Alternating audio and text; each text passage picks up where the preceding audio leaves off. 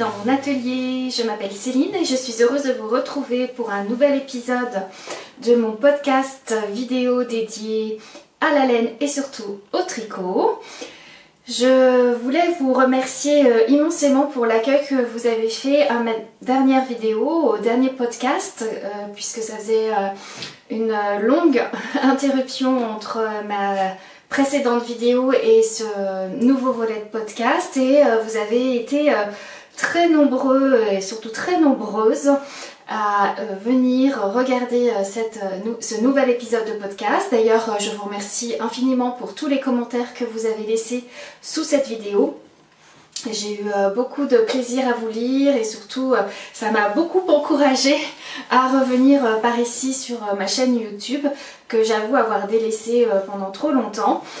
Je ne savais pas trop en fait comment arriver à me renouveler ou tout simplement retrouver ma place ici parmi toutes les propositions qui sont faites autour du tricot sur YouTube.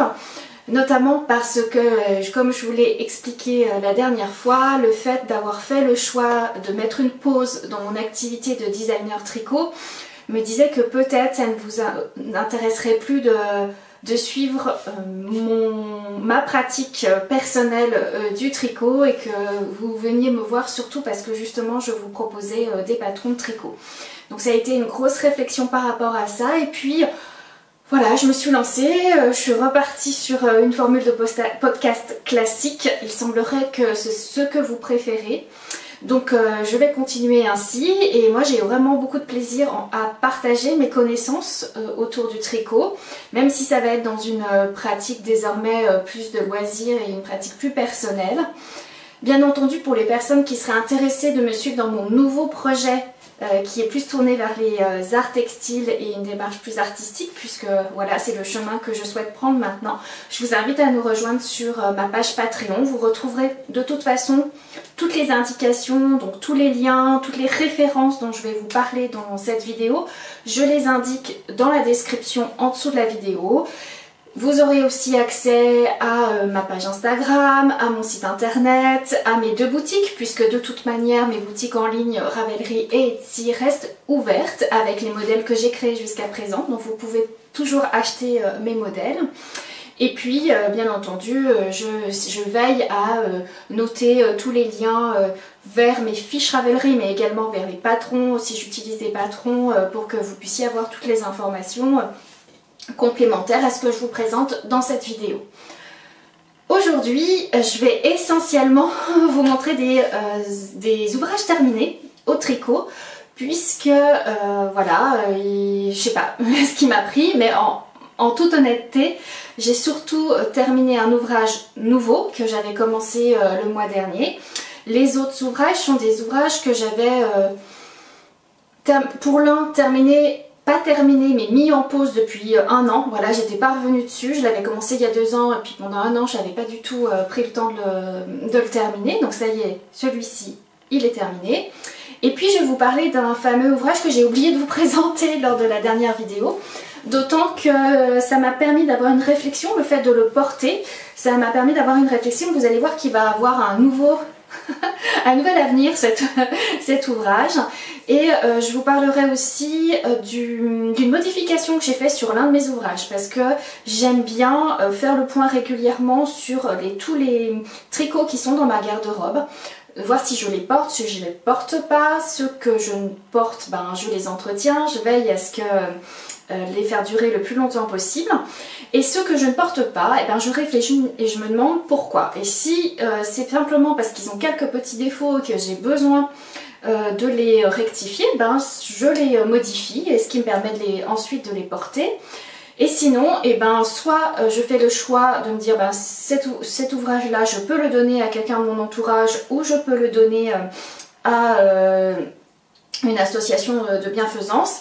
Ou alors je décide de me dire mais en fait j'aime beaucoup la laine que j'ai mis dans cet ouvrage là et je n'hésite pas à le défaire, à le démonter complètement, à laver ma laine pour la récupérer, et ainsi je me retrouve avec une quantité pour pouvoir faire un nouvel ouvrage au tricot. Voilà, ça c'est un peu ma démarche qui est importante dans mon utilisation du tricot dans ma garde-robe. J'aime bien, on va pas dire rationaliser les choses, mais Ça m'embête beaucoup d'avoir mis du temps et de l'argent dans de la matière première pour ne pas porter le vêtement, parce que même si j'adore le processus en tant que tel de tricoter, pour moi il n'est pas suffisant. Il faut vraiment que l'objet final il ait du sens pour moi et comme tout objet qui rentre dans ma vie, j'aime bien qu'il ait sa bonne place et en tout cas qu'il me plaise et que je puisse en profiter. À ce propos, ce que je porte, avant de commencer et de rentrer dans le vif du podcast, je porte un projet que j'ai fait, que j'ai dû terminer, il a daté de 2018 je crois. Il s'agit du Windfell Pullover de Jennifer Steingass et je l'avais tricoté dans les fils de boucle laine, dans la catégorie Mérinos Angora, je crois que ça s'appelle comme ça. C'est un fil fingering à 2 brins qui est très très confortable, très doux. Alors c'est un fil rustique, hein, il a une texture plutôt sèche, mais il est, vous voyez, je porte aujourd'hui le pull à même la peau, il n'y a aucun problème. J'ai juste un petit débardeur dessous, voilà, moi qui crains énormément la laine sur les bras, là ça ne me pose aucun problème. Qu'est-ce que j'ai fait? Ah bah par exemple, voilà, je n'avais pas prévu de vous parler de ça, mais alors il se tricote en bottom-up, c'est-à-dire du bas vers le haut et on commence par les manches. Et je me souviens avoir tricoté avec les suggestions de coloris dans le patron et notamment mes bord-côtes étaient écrus à la base. Et alors, pour moi, avoir des manches écrues ou des bords-côtes en écru ou clair, c'est une vraie catastrophe parce que le fait de beaucoup travailler à l'ordinateur et notamment avec la souris, les frottements font que c'est jamais propre en fait. C'est toujours, j'ai l'impression de passer, et je passe mon temps d'ailleurs sur les ouvrages qui sont tricotés en écru à nettoyer les bords de manches. Je vais pas forcément laver tout le temps mes pulls en entier, mais par contre je lave mes bords de manches ou mes bords de colle quand ils sont en écru.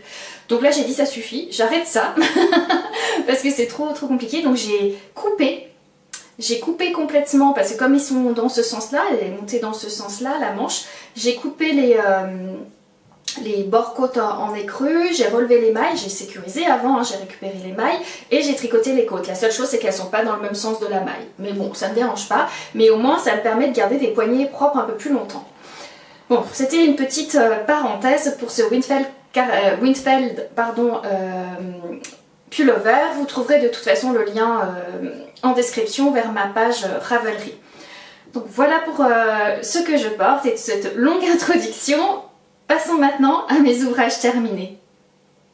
Je vais commencer par l'encours que je vous ai montré le mois dernier. Il s'agit d'un petit tricot que je vais offrir et que j'ai tricoté sur mesure. Alors pardonnez-moi, il n'y aura pas de patron à vous conseiller pour cet ouvrage-là. Par contre, ce que j'ai fait, et j'ai essayé d'être le plus clair possible, dans la description de ma page Ravelry, j'ai vraiment expliqué mes étapes de réflexion et de travail concernant cet ouvrage. Et puis de toute manière, je vais essayer de vous donner un maximum d'informations si ça peut vous guider vous aussi pour vous lancer dans du tricot sur mesure. Alors, il s'agit de ce pullover sans manches. On parle aussi de slipover ou de veste en anglais, que j'ai tricoté pour la tante de mon mari pour son anniversaire. Je l'ai d'ailleurs tricoté juste à temps, terminé juste à temps. Je vais pouvoir lui offrir. Voilà comment j'ai procédé. D'abord, je vais vous expliquer comment j'ai procédé pour le réaliser. Puis après, je vous expliquerai les fils que j'ai utilisés. Je vais pas le passer, c'est pas la peine puisque justement ce n'est pas ma taille vu que je l'ai fait sur mesure par rapport à ses mensurations à elle. Je l'ai donc tricoté du haut vers le bas en commençant par le dos. J'ai commencé par l'empiècement haut-dos en faisant un travail de rang raccourci pour pouvoir créer les pentes d'épaule dans le dos. Puis après j'ai tricoté en jersey à plat jusqu'à une certaine hauteur d'emmanchure. J'ai mis les mailles en attente, puis j'ai repris le demi-devant droit, j'ai repris le demi... Ah, je ne sais plus dans quel sens. Bon, je l'ai bien indiqué, je crois que je l'ai indiqué sur ma fiche Ravelry. J'ai remonté un des demi-devants. J'ai fait à nouveau les rangs raccourcis en symétrique avec ceux du dos pour former la pente d'épaule. J'ai tricoté en jersey et en même temps à une certaine hauteur j'ai créé les augmentations pour venir former l'encolure. J'ai monté en boudrant le nombre de mailles qui correspond à l'encolure, enfin le bas de l'encolure hein, qui est droit. Puis j'ai mis mes mailles en attente. J'ai relevé de la même manière de l'autre côté, j'ai fait les rangs raccourcis, j'ai tricoté en jersey à plat en faisant les augmentations en symétrie par rapport à l'autre côté. Puis ensuite j'ai rejoint les deux demi devant et j'ai tricoté en aller-retour. Pareil, jusqu'à la manchure souhaitée, en sachant que ce soit pour le dos ou pour le devant, j'ai également créé l'arrondi d'emmanchure ici pour avoir la forme vraiment qui va venir sous l'aisselle, en sachant qu'ensuite, bien entendu, pour avoir l'aisance qu'il me faut pour le tour de poitrine, je rajoute un certain nombre de mailles sous l'aisselle pour avoir vraiment l'aisance qu'il faut au niveau du tour de poitrine ou du tour de buste, parce que là on a descendu, on est vraiment en dessous on est bien avancé sur la poitrine. Ensuite j'ai joint en rond, j'ai tricoté en jersey tout droit, sans augmentation jusqu'en bas. J'ai fait une rangée de points mousse, puis je suis passée sur des côtes une et un rabat tubulaire à l'italienne. J'ai changé de taille d'aiguille, mais je crois que j'ai diminué que d'un quart de taille d'aiguille pour les côtes du bas.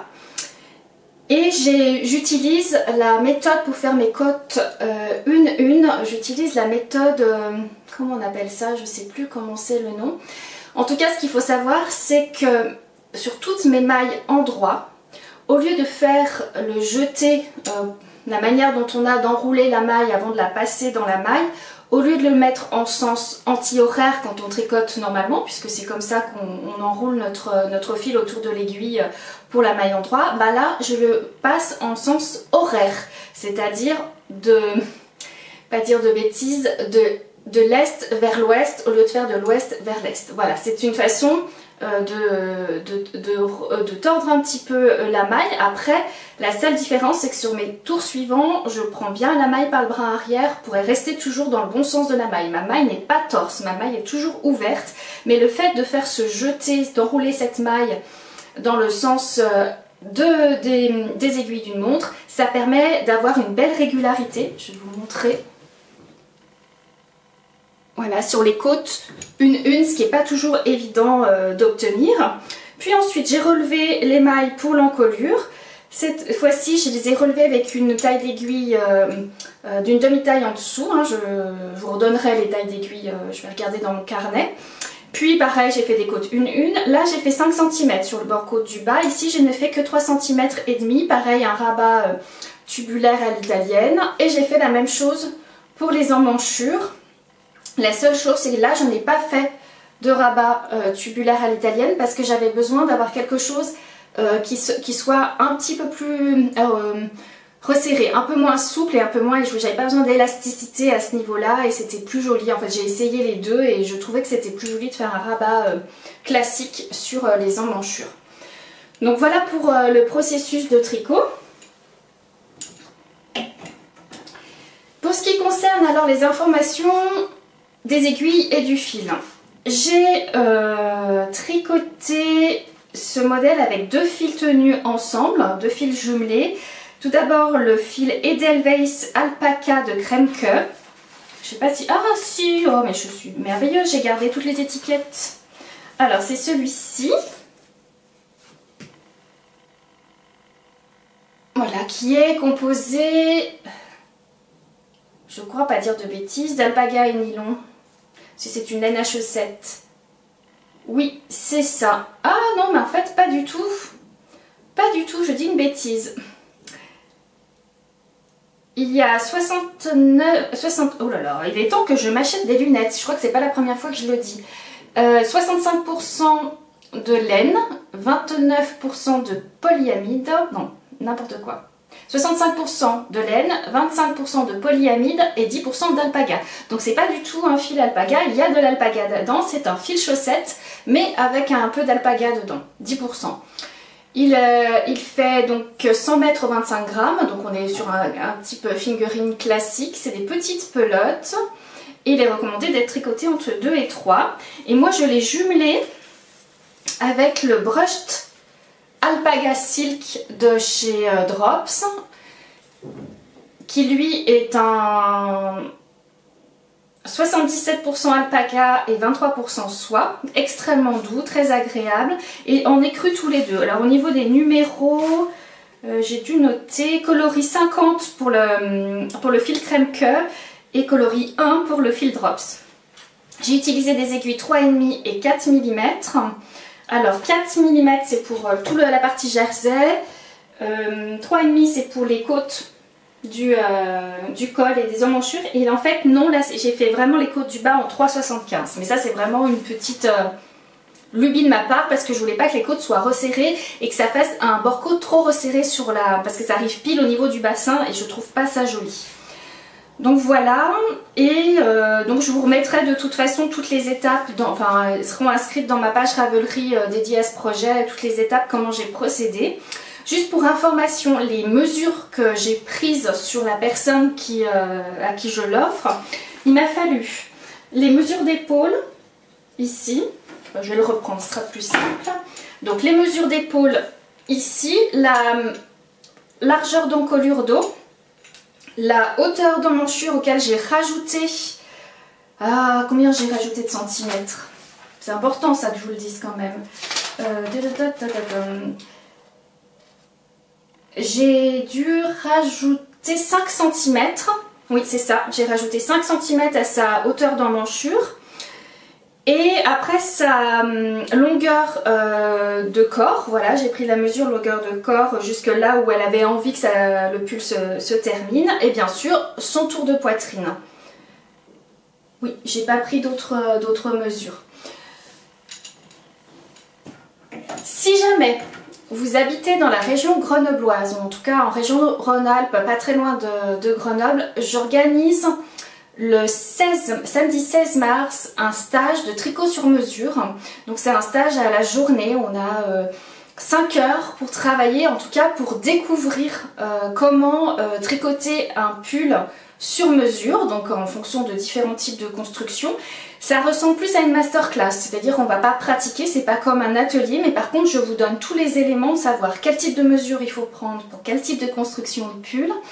À partir de votre échantillon, comment on fait les calculs de montage, mais aussi quelle mesure il faut obtenir, quel nombre de mailles il faut obtenir à telles étapes clés d'un pullover.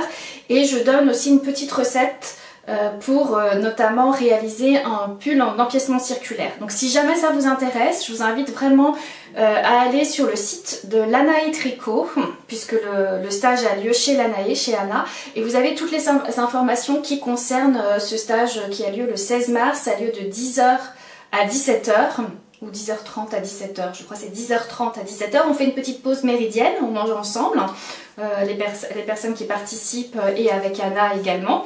Donc voilà, si jamais vous êtes dans le coin et que ça vous intéresse, c'est l'occasion justement pour apprendre à faire du tricot sur mesure. Fin de mon auto-promo. J'ai oublié de vous dire, c'est un échantillon que j'ai obtenu donc en aiguille 4 mm, c'est un échantillon 19 mailles.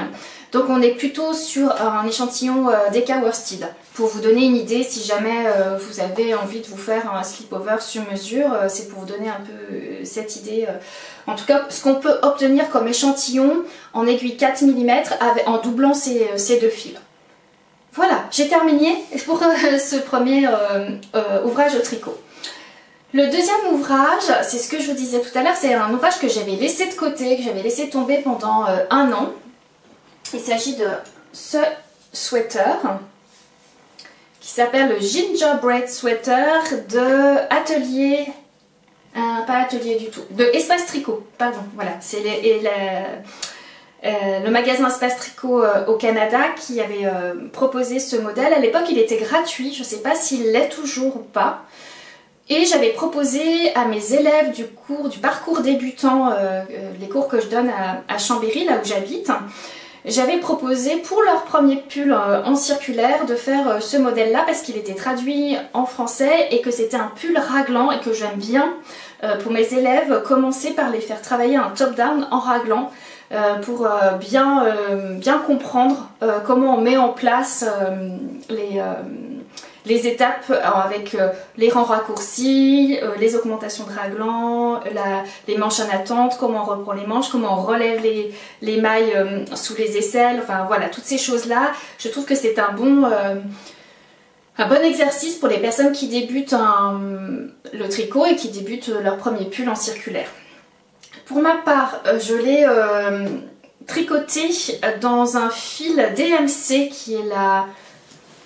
J'ai gardé l'étiquette. Merino Essentiel 4 Tweed. Vous voyez, il a des petites... voilà, voilà, je vais vous le mettre à la lumière du jour, c'est beaucoup mieux. Ça vous permet de voir les petites neppes. Alors, c'est pas vraiment un noir, c'est un brun très très foncé. Le coloris, c'est le coloris 901. Voilà, donc je voulais un pull assez basique. Assez facile à porter et quelque chose de très confortable. Il est recommandé d'être tricoté en aiguille 4, ce que je vais vérifier, mais je crois pas que c'est ce que j'ai fait parce que je crois que pour avoir l'échantillon recommandé, j'ai dû baisser de taille d'aiguille. Moi j'ai tendance à tricoter un peu plus large que ce qui est recommandé. Il est tricoté en top down comme je vous l'ai dit. Il y a des rangs raccourcis pour relever légèrement, vous voyez j'ai mis une étiquette qui permet de voir que le dos est légèrement relevé. L'encolure n'est pas beaucoup creusée, hein, c'est très léger. C'est un peu l'inconvénient des top down dans lesquels on fait le col tout de suite. Le col n'est pas remonté, c'est-à-dire qu'on commence par le col, on fait les rangs raccourcis et on attaque les raglans. Dans ce cas-là, on a du mal, c'est très difficile de venir creuser devant puisque les rangs raccourcis, même si on les fait dans un certain rythme, on ne peut pas avoir la même encolure que si on fait un travail où on travaille d'abord à plat, puis on joint comme je vous ai expliqué tout à l'heure, et ensuite on travaille en circulaire qu'en ayant fini le travail d'encolure. Là, c'est plus difficile d'avoir un décolleté bien creusé quand on commence tout de suite par le col. Puis, un grand classique, un raglan, on n'a qu'à suivre, c'est des rythmes réguliers hein, dans ce patron. C'est une aisance plutôt positive, assez importante. Je crois que j'ai 15 cm d'aisance. On tricote en jersey tout droit, tout ce qu'il y a de plus simple. Entre-temps, on a mis en attente les manches. Moi, pour ma part, j'ai fait les manches avant de finir le bas. Donc j'avais pratiquement terminé mes manches quand je m'étais arrêtée.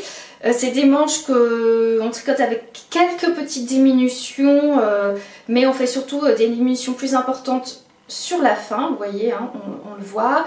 Et on finit en côte 1-1. Moi j'ai fait un rabat tubulaire, mais je crois qu'elle propose un rabat classique dans le patron. Quand j'ai eu fini de tricoter les manches, donc moi les manches je les tricote en magic loop parce que j'ai aucun problème avec le magic loop et parce que je n'arrive pas à tricoter avec des mini circulaires, mais c'est tout à fait possible de tricoter avec des mini circulaires. Pour ma part c'est pas possible, ça me fait trop de douleur. J'ai notamment remarqué, j'ai l'impression qu'il est plus facile pour les personnes qui tricotent en méthode anglaise, c'est-à-dire avec la main droite ou la méthode à la française, que les personnes qui tricotent à la continentale de tricoter avec des mini circulaires.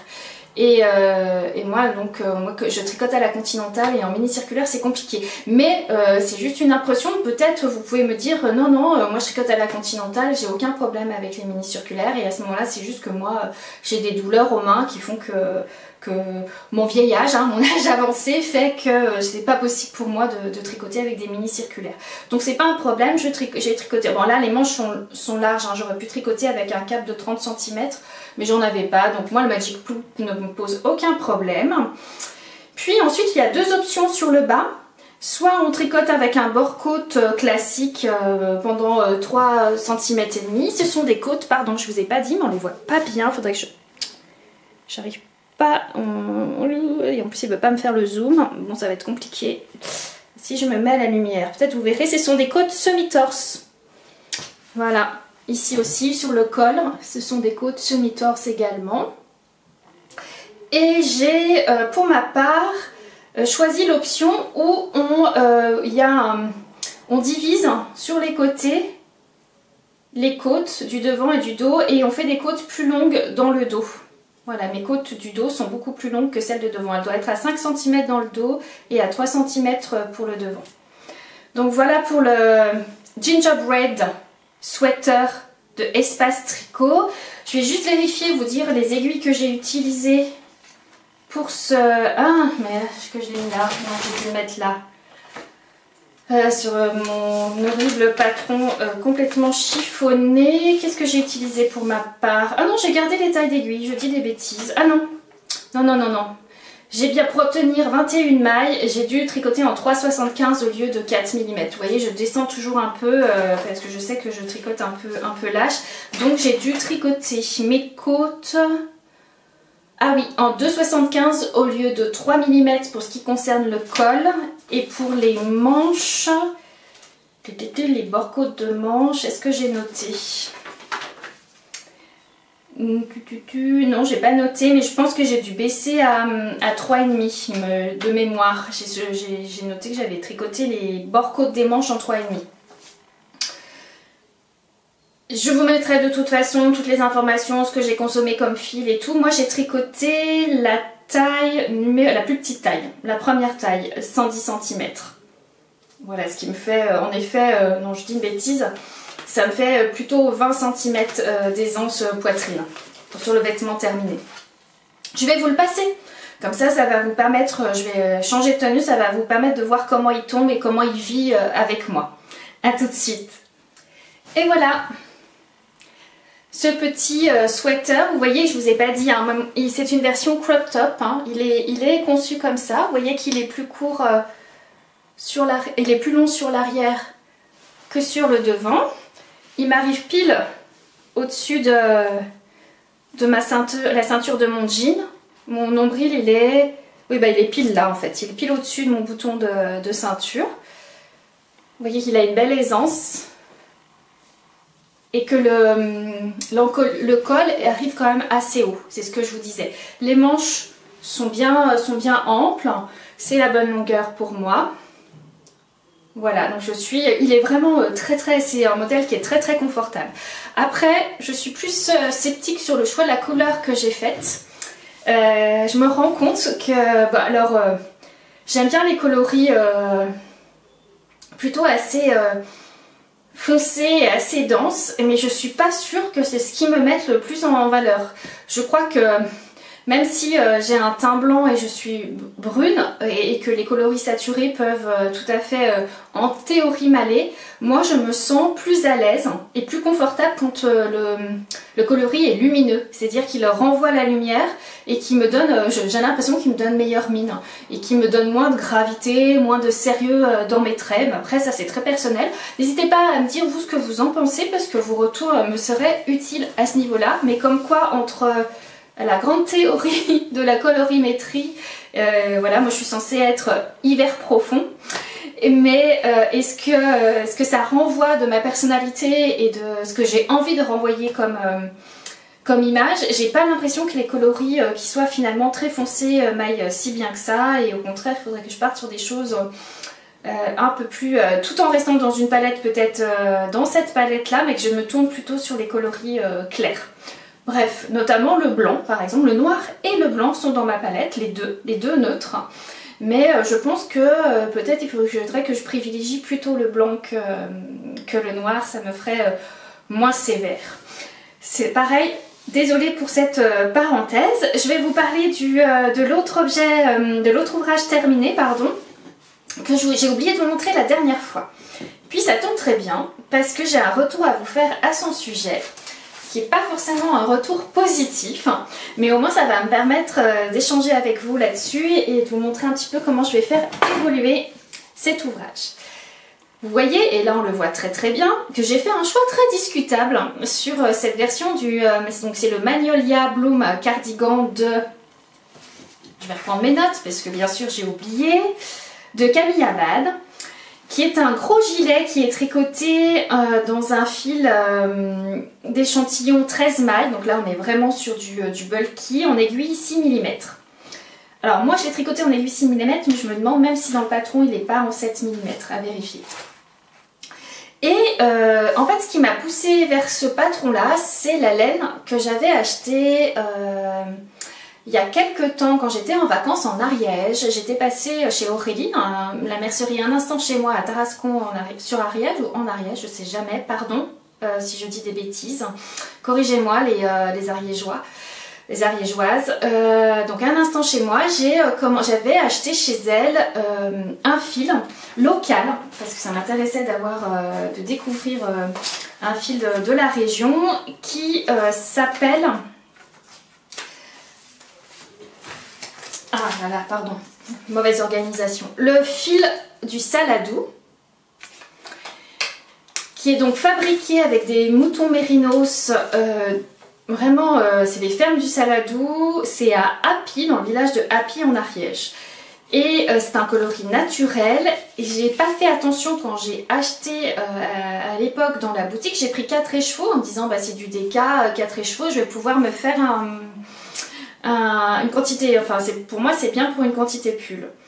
Et en fait, dans ce coloris-là, qui est ce coloris naturel qui mélange toutes les toisons des moutons du troupeau, et ben j'avais deux échevaux en tiquet et 2 échevaux en arane. Donc du coup j'avais pas du tout la même épaisseur de fil. Donc je me suis dit oh zut, mince.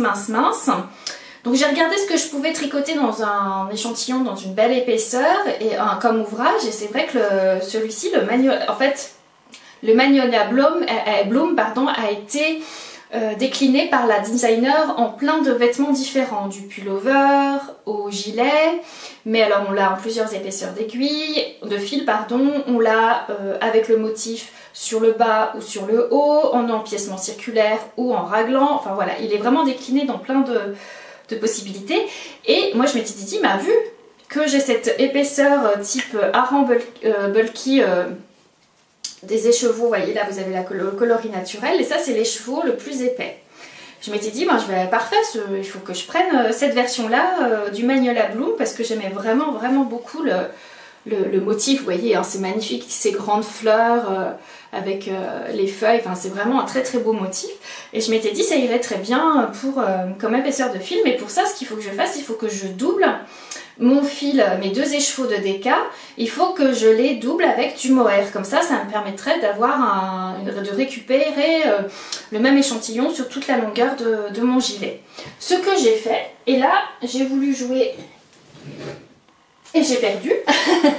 Non, j'ai voulu jouer la carte ariégeoise parce que en même moment je suis allée visiter la ferme, l'élevage des bergers cathares en Ariège et j'ai dit bah voilà, qu'est-ce que je pourrais avoir en mohair de chez vous qui pourrait aller avec le fil de la ferme de Saladou. Et on est venu à la conclusion que c'était bien d'utiliser ce coloris là qui est je crois le coloris taupe, je dis pas de bêtises. Oh, je me souviens plus, il n'y avait pas d'étiquette donc je me souviens plus, il faudrait que je regarde sur leur site internet. Donc mes 2 écheveaux de DK, je les ai doublés avec ce fil là, ce qui donne ce joli rendu sur l'empiècement circulaire. J'arrive à obtenir le même échantillon et je me suis dit bah allez, je privilégier plutôt la partie dentelle en doublant le fil et je ferai le bas du corps tranquillement avec l'autre fil, mais avec la taille en hareng bulky. Sauf que oui, dans les faits, il n'y a pas de problème, j'arrivais à peu près à avoir le même échantillon, techniquement c'était bien. Je m'en moquais un peu d'avoir une démarcation de couleur entre le yoke et le bas, après tout pourquoi pas, ça pouvait faire un effet un peu color block. Et puis vite, je me suis rendu compte que finalement il donnait bien la DK, que j'avais la possibilité de faire toutes les manches en mélangeant ces 2 fils. Donc c'est ce que j'ai fait. Puis, je vais vous le passer en le portant. Oui, j'obtiens le même échantillon, mais j'obtiens pas du tout le même poids de fil sur le tissu. C'est-à-dire que le haut, mon empiècement circulaire, quant à lui, il est très léger et très aéré sur le haut, toute la partie dentelle, mais le bas est beaucoup plus lourd. Ce qui donne un effet de tombée pas heureux du tout. Donc déjà, la démarcation, bon, ça me dérangeait pas plus que ça, mais c'était quand même pas l'idéal. Donc, vous voyez que c'est une grosse veste, hein. C'est pour ça que je la passe par-dessus mon autre pull, il n'y a pas de problème. Alors j'aurai pas froid, hein, ça c'est sûr. Mais voilà, il est trop rigide là. C'est trop lourd, c'est trop rigide, c'est pas joli. Il n'y a pas le même drapé en haut et en bas. En fait, c'est ça le souci. Vous voyez que l'emmanchure quand même tombe très très basse. J'ai fait un travail, vous allez voir, c'est un peu l'inconvénient de ce modèle. Il remonte dans le dos et devant il plonge. Alors peut-être c'est lié justement à mon problème de poids de fil.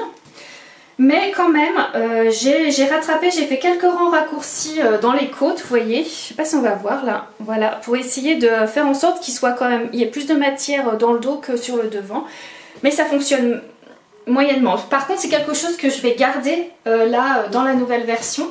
C'est que après mon empiècement circulaire, je vais faire un système de rang raccourci pour mettre plus de matière dans le dos et ainsi éviter que les pointes de devant plongent. Parce que moi, contrairement à des personnes qui ont des jolies poitrines, des beaux balcons fleuris, moi je suis plate comme une planche à repasser. Donc du coup, et ben forcément, moi ça n'a pas tendance à remonter devant, mais ça va avoir tendance à toujours descendre et faire des pointes. Donc il faut que je fasse le travail inverse des personnes qui font les pinces poitrines. C'est-à-dire qu'il faut que je rajoute un peu plus de matière dans le dos que dans le devant.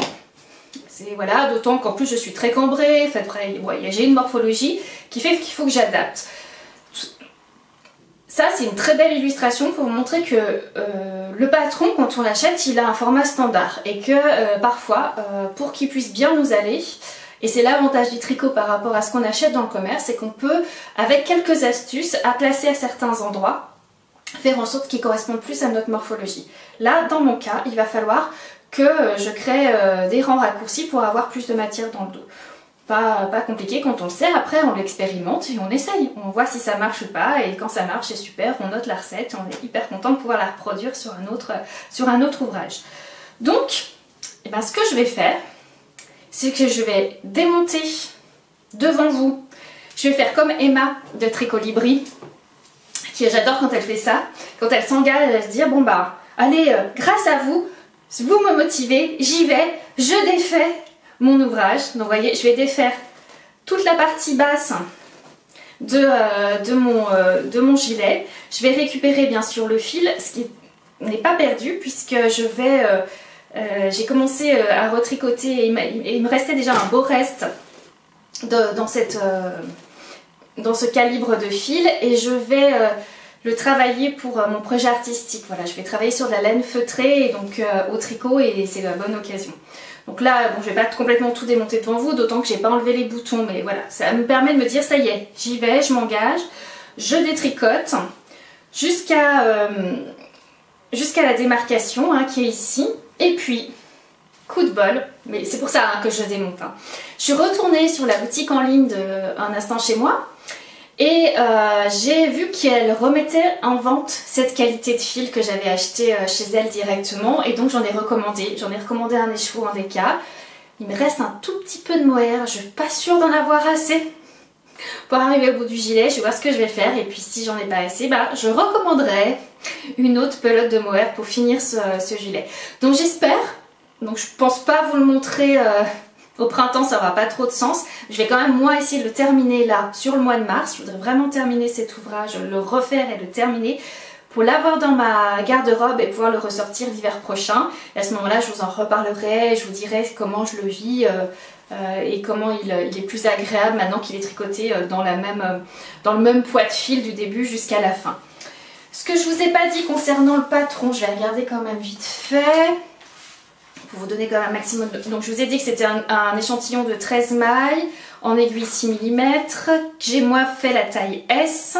Ah si, très important. Donc moi j'ai fait les côtes en 5 mm.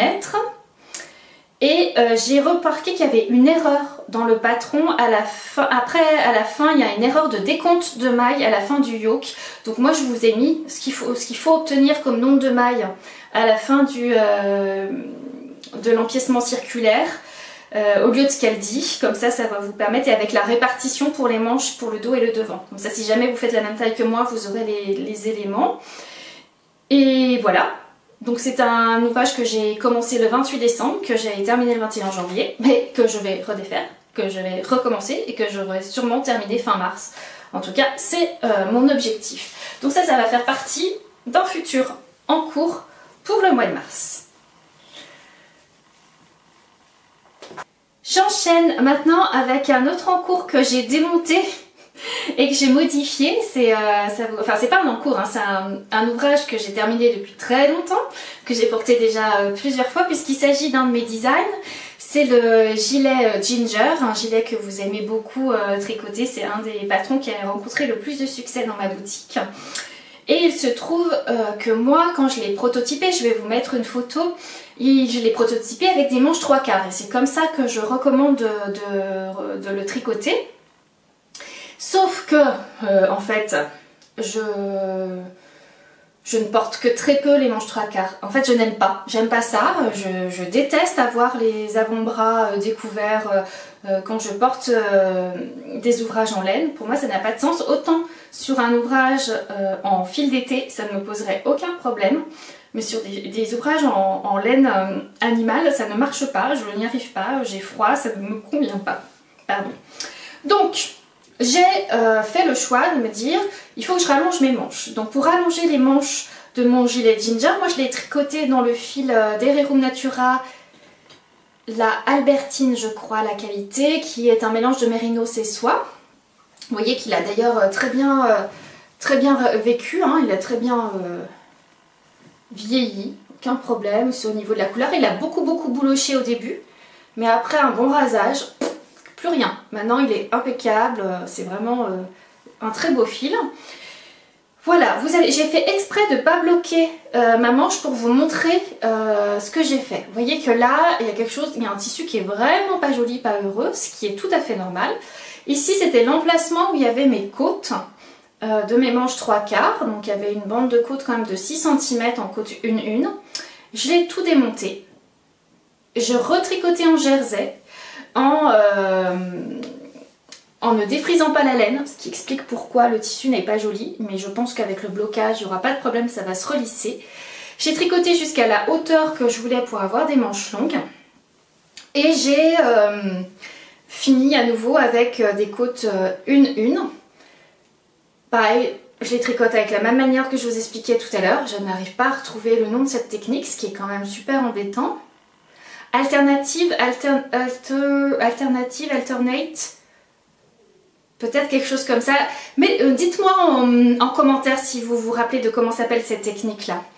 Puis, par contre, j'ai fait un rabat classique, élastique, parce que j'aime pas quand ça me serre sur les poignets. Donc, tant pis. Là, ça donne un effet chou-fleur, c'est vrai. Ça donne un effet chou-fleur.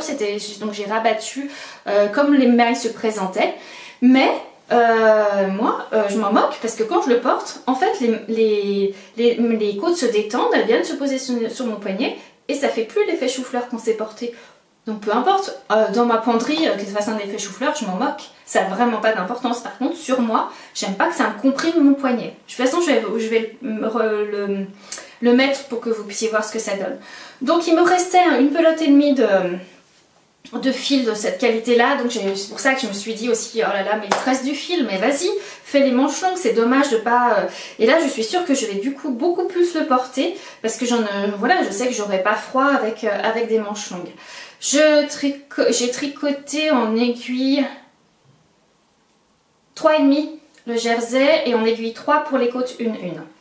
Donc voilà pour le petit démontage remontage. Voilà les modifications qu'on peut faire sur un ouvrage, qu'on dit ah mais c'est dommage, ou je le porte pas assez, ou je le porte pas, et des fois ça tient à pas grand chose, et honnêtement ça m'a pris 4 soirées de faire ça. Donc ça vaut vraiment la peine, surtout si nous, alors je dis pas si on n'a plus le fil en stock et du coup on n'est pas sûr d'obtenir le même bain, c'est un peu délicat. Mais là en plus il me restait des pelotes, donc c'était vraiment trop dommage de pas le faire.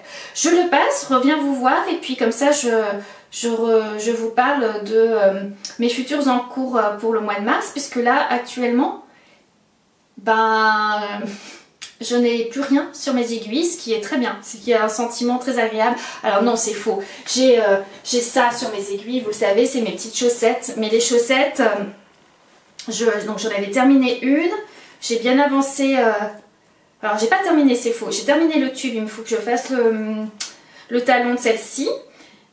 Et j'ai commencé l'autre, mais je ferai les deux talons en même temps. Donc ça avance, comme je vous disais, je l'ai fait essentiellement dans mes déplacements ou dans mes temps d'attente.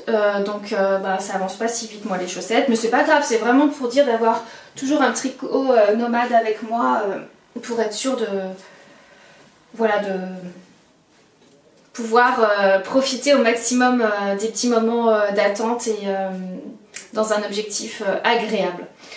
J'enfile vite mon gilet pour vous montrer et comme ça je finis cette vidéo pour vous parler de ce que j'ai l'intention de mettre sur mes aiguilles prochainement. Voilà, j'ai les manches longues sur mon gilet Ginger. Vous voyez ce que je vous disais, le chou-fleur on ne voit plus tant quand il est positionné. Bon là il n'est pas bloqué en plus, donc c'est pas, les côtes sont pas non plus parfaites, il va falloir qu'on lisse tout ça au niveau de la manche. Moi je le porte avec une aisance quasi à zéro comme vous pouvez voir. D'ailleurs c'est pour ça qu'il y a quand même pas mal de boutons sur cette version, parce que quand on tricote avec une aisance quasi à zéro, et il faut quand même prévoir pas mal de boutons sur la patte de boutonnage pour éviter que ces cartes ne se soient pas jolies. Alors là c'est pas forcément le mieux avec mon jean, puisque c'est un gilet... Vraiment, cette version en tout cas que moi j'ai faite, elle est très crop. Je le porte plutôt avec des pantalons, j'ai un pantalon à pont, j'ai un pantalon taille haute bleu marine. Et c'est surtout avec ces pantalons là que je les porte, parce que je trouve que c'est là qu'ils conviennent le mieux en termes de taille. Je pourrais très bien aussi le porter sur une petite robe, ça fonctionne bien aussi. Mais dans le patron il est expliqué que vous pouvez tout à fait allonger le corps et le porter. D'ailleurs beaucoup de versions, vous pouvez aller voir, vu qu'il a été tricoté plusieurs fois, il y a quand même pas mal de versions rallongées et pas forcément portées courtes comme la mienne. Bien, alors je vais vous expliquer un peu ce que je vais mettre sur mes aiguilles au mois de mars. Il y aura de toute façon en priorité celui-ci que je vais démonter et terminer. Bon, je pense que ça devrait être assez rapide. Et alors j'ai à peine commencé l'échantillon. Est-ce que je l'ai là? Il faut que je le termine. C'est fait longtemps que j'ai ce fil dans ma cave à laine, comme dirait Anna. Je vais garder d'ailleurs, je trouve que ce qu'elle, Anna de l'Anna et Tricot, a parlé de son stash, et elle a parlé que c'était un peu comme une très bonne cave. Comme ceux qui collectionnent les bouteilles, des très bonnes bouteilles de vin, nous aussi on a des caves à laine où on collectionne nos très très beaux échevaux et très très belles pelotes de laine. Donc dans ma cave à laine, il y a cette qualité que j'avais achetée à la deuxième édition du Knit It, ça doit être en 2019. Donc autant vous dire que ça fait un moment que je les ai. Il s'agit des laines de By Night Dyes, celles les laines de Nathalie. Et là c'est la qualité Milky Way en coloris Garance. Oui c'est ça, il date de 2019. Et 85% Merino Superwash et 15% viscose nepp, c'est-à-dire, vous voyez, c'est à nouveau un petit fil tweedé avec des neppes. Et au début j'étais prévue de l'acheter pour faire un design, et puis voilà, j'arrivais pas à lui trouver le design parfait. Donc il se trouve que dernièrement, enfin ces derniers mois, j'ai remarqué que je manquais de beaucoup de pulls en léger, en fingering pour l'intersaison, puisque nous sommes dans une région de montagne où le climat est en train d'énormément changer. Et on a une saisonnalité qui est complètement bouleversée, et les intersaisons commencent à devenir de plus en plus chauds. C'est-à-dire qu'on a des mois d'octobre et de novembre, des mois de mars beaucoup plus doux qu'avant, et qu'on porte moins des pulls plus épais. Voilà, on va les porter essentiellement sur les mois de décembre, janvier. Là on va porter des pulls épais, et là petit à petit ça va être de plus en plus difficile de porter des pulls épais. Donc il me manque des pulls en fingering, mais des pulls en fingering qui restent en matière animale, c'est-à-dire en laine et pas en matière végétale. Ça après c'est des choses que je vais faire plutôt pour le début de l'été ou la fin de l'été. Là je voudrais vraiment garder des pulls en laine, mais beaucoup plus fins et avec des tissus plus fluides, plus aérés. Et alors je me suis dit mais ça fait super longtemps que tu voulais te faire une version de ton top Jane mais en version pull. Et rien de plus simple sur ce modèle là, donc le top Jane, je vais vous mettre à nouveau une photo ici. C'est un de mes modèles, un des tout premiers modèles que j'ai sorti en 2017 et qui a énormément plu aussi. Je crois que c'est le modèle qui est le plus tricoté parmi ma boutique de patrons. Et c'est un modèle assez versatile puisque l'échantillon est un échantillon sport Deka, plutôt sport quand même, un gros sport, je ne peux pas dire de bêtises, je crois que c'est 22 mailles. Bien, Céline ne se souvient pas de c'est quoi les échantillons de tes patrons. Je me souviens pas du tout. En tout cas, tout ce que je sais, c'est que c'est pas un échantillon figurine, mais par contre que je recommandais de le tricoter en figurine pour avoir un tissu assez transparent, plutôt ajouré.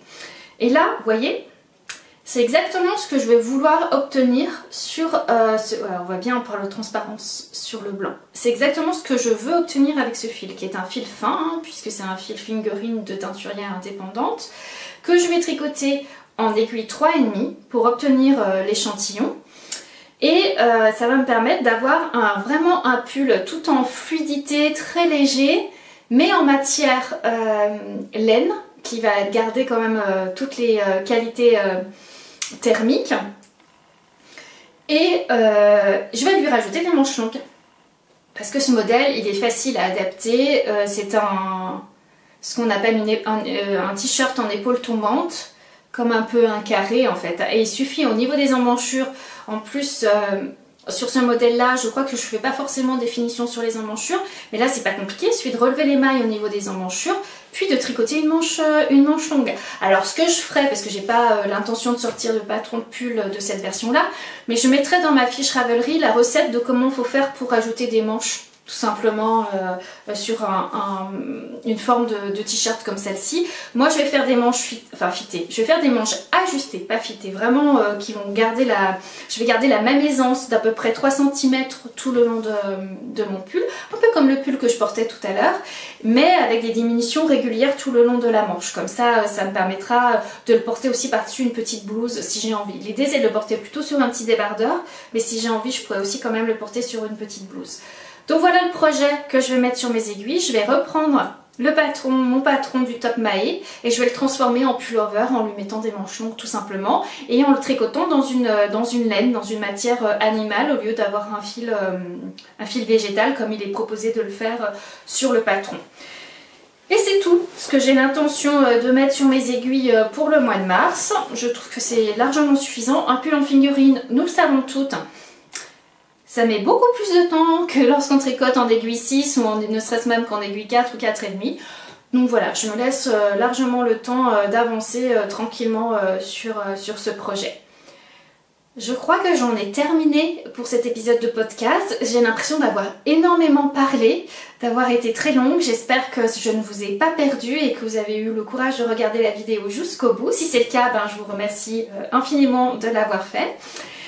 Si vous avez envie de soutenir ma chaîne, n'hésitez pas à mettre un petit pouce en l'air ou à vous abonner si vraiment vous avez envie de me revoir régulièrement.